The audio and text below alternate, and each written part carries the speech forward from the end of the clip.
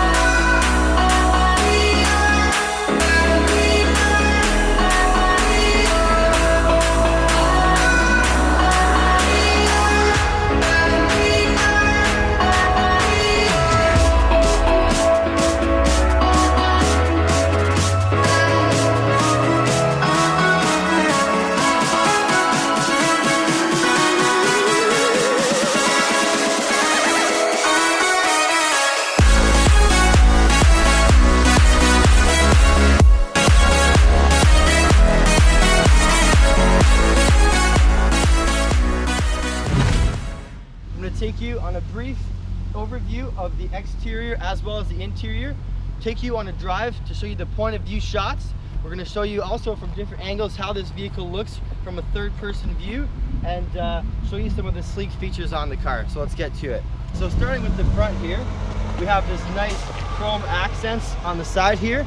There's also some on the doors. It's given tastefully around the car, so it's pretty decent, not too much, it's not overdone. We have two fog lights down here on the lower end of the bumper, as well as in the corner here, a glow plug slot for in the winter, if it's below 0 temperatures and the car gets hard to start, you can plug it in and it should be no problem at that point. This car is finished in gray metallic, platinum gray metallic, sorry. These rims are finished in gloss. They're 17-inch dual spoke alloy rims. Really nice styling on these. We also have turning indicators in the mirrors. If we have the key in the pocket here, and we press the button, the vehicle locks, and put your hand behind it, and it unlocks. Back here on the gas cap, try and click it when it's locked and it won't open. You just have to come back and unlock the car, and now it opens. It's going to be filled with low sulfur diesel fuel only. We have a nice single muffler dual tipped tailpipe here, not for style, just for efficiency, since this is an efficiency car. As well as turning indicators located in the center of these tail lights. These tail lights remind me of a bug. You can see the chrome accents here on the doors, not too much, pretty sleek. So let's take a look inside.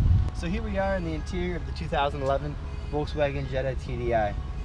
As you can tell, this car basically has a ton of black. It's got nice leather steering wheel on this car. It feels really tight and very nimble, small. It's really nice. This also right here, this little chrome thing in here is really cool feature. I feel like it adds weight to the bottom, so it's really nice. They also have the phone options here located on here as well. Really efficient for when you're driving. It's in a perfect spot. This here is also feels actually a little bit like hard plastic, you know. I feel like, you know, in the previous generations it's been, you know, not quite as hard, but then again this car is made more for affordability. It's much more of an economic vehicle for the daily driver, so these things are spared, and it's no problem. We also have here in the center here, we have a navigation system, which we'll show you how to work in a second. We also have the dual zone climate control with a few settings here we'll go over. We have the light selecting knob over here on the left side, as most vehicles. We also have on the left side here on the left indicator the settings for all of the high beams, headlights, etc. And on the right side we have the controls for the wipers of the vehicle. We also have 4 air vents in the front here, very nice in size. The AC blows very cold in this car. It's really nice. Also love the chrome accents around it. It looks really modernized. It's very sleek design.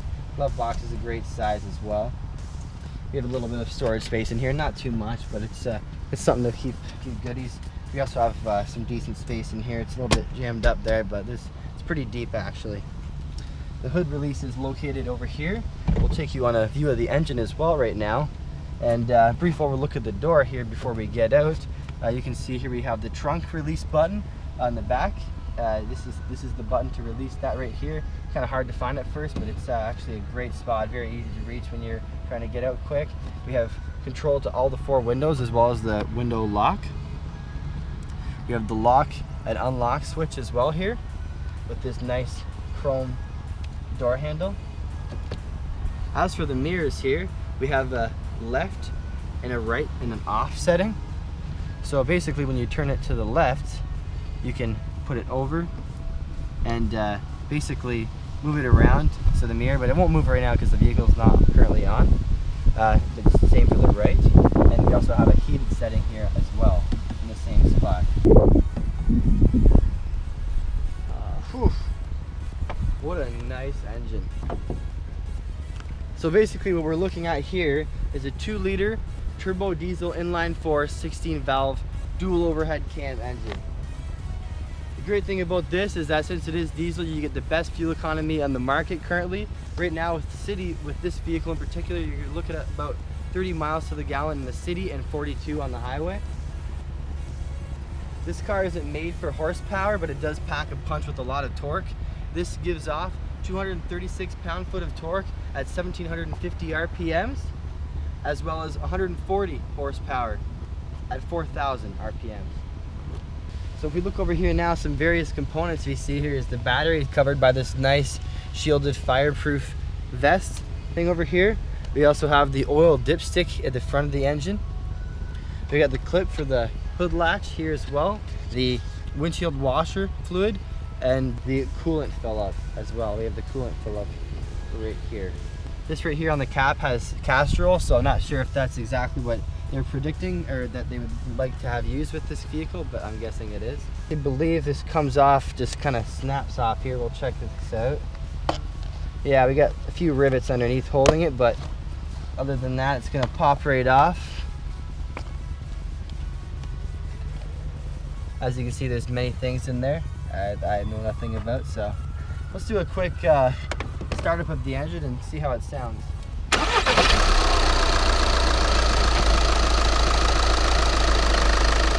So here I am in the back of this 2011 Volkswagen Jetta, and I have to say, you know, I've sat in many of the previous generations of the Jetta. My friend actually has a 2003 Jetta, which is a very fun car, but I hate to say, you know, it's kind of tight. And in this car, it's much different. I find I have much space in here. I'm very comfortable. It's you know, not over exaggerated. It's actually pretty well. Headspace, kind of minimal. I'm about 5'7", 5'8", and I have, you know, only a few inches in here, but it's not too bad. We also have leatherette, as you can see, very beautifully finished in this rear seating area. We have a 12-volt power outlet, as well as an unlock and lock button as well. And we also have 2 miniature space compartments in here as well. There's only a net on the back of one door. One seat, not the other. It's fine. We also have here a cup holder that you pull down from the center of the seat here with direct access to the trunk, which is pretty cool. No champagne cooler, but this will do. We also have some small lights here as well that you can control for the door. You can have it one, or you can have both. Various settings here. Little hanger on the door here, as well as your hangers and something to hold on to if you're in the back here. Pretty simple. We just have a window selection knob, typical door handle. There's also a speaker fitted in the door here as well. Pretty cool. Nice chrome accent here as well. Not too shiny. I like the kind of matte styled finish. So, as you can see here, this is a 6-speed manual transmission. It's got a nice beefy manual knob here. This clutch is really, it's a little bit heavy, but it's a very smooth shifting clutch. I personally drive a Nissan with the V6, and it's a little bit different, but this is a great, comfortable setup for clutch. To turn this car on, you simply push the clutch down and hold the button to start. As you can see, we typically have an auxiliary mode. We like to play our own music. We have a nice sat nav screen here with a few options on here as well. Mute. You can basically set up the controls for this system here. We have band setting where we can track between the different radio stations, media for the auxiliary, as well as phone for Bluetooth if we have it set up. The climate control is also controlled here with a foot and upper release of the air. We have AC to warm temperature settings here, and the settings we give you between 1 to 4 options. We also have the defroster button here as well, the 4-way stop button, and on the side of these beautiful vents here with the chrome accents, we have this to close them down. There's one for each vent. Just reset the trip odometer over here. There's a little button right here, which you can just hold to set. Another cool feature this car has is cruise control.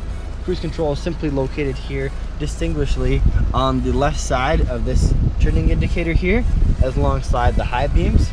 This is a great thing to have. It's one of my favorite features personally. So I think now that we've taken a pretty in-depth view of the exterior as well as the interior, why don't we take it on a drive at the point of view, see what this car would be like to live with. Let's check it out.